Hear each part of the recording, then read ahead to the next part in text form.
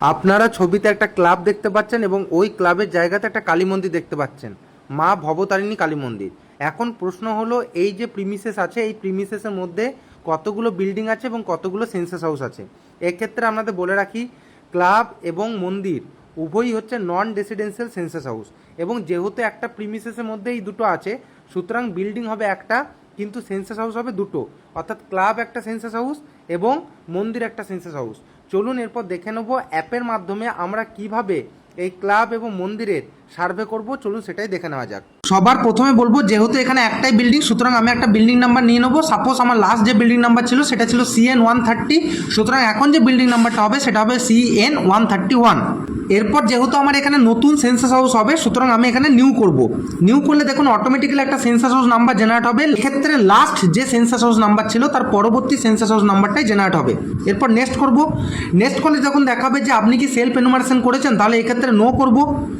No করার পর যে কোশ্চেনটা আসবে দেখুন, predominant material of floor of the census house, অর্থাৎ আমি যে সেন্সাস হাউসের সার্ভে করছি, মূলত প্রথমে আমি এখানে ক্লাবের সার্ভে করছি, সুতরাং ওই ক্লাবের মেঝের মূল উপাদান কি। এর পরের যে প্রশ্নটা সেটা হচ্ছে ওই ক্লাবের যে দেওয়াল আছে তার মূল উপাদান কি।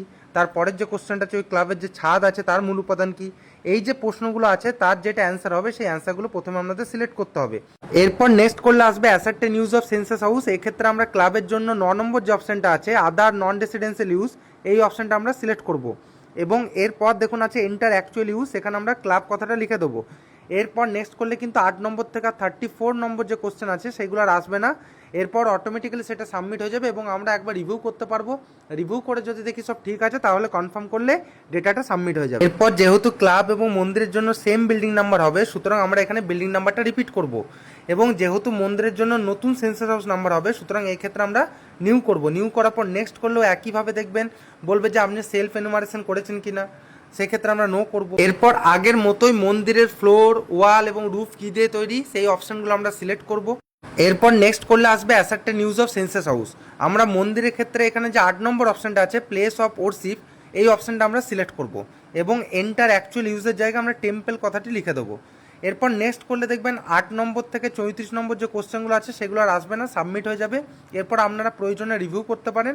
রিভিউ করার পর কনফার্ম করলে পুরো ডেটাটা আপনার সাবমিট হয়ে যাবে। তাহলে আশা করি আপনারা বুঝতে পারলেন কিভাবে খুব সহজে এই চলে অ্যাপের মাধ্যমে এরকম একটি ক্লাব এবং ওই ক্লাবের জায়গায় থাকা কোনো মন্দিরের সার্ভে কিভাবে করবেন। এরপরেও যদি কোনো প্রশ্ন থাকে অতি অবশ্যই আমাকে কমেন্টে জানাবেন। আমি পরবর্তী ভিডিও বানিয়ে সেই কোশ্চেনগুলো ক্লিয়ার করার চেষ্টা করব।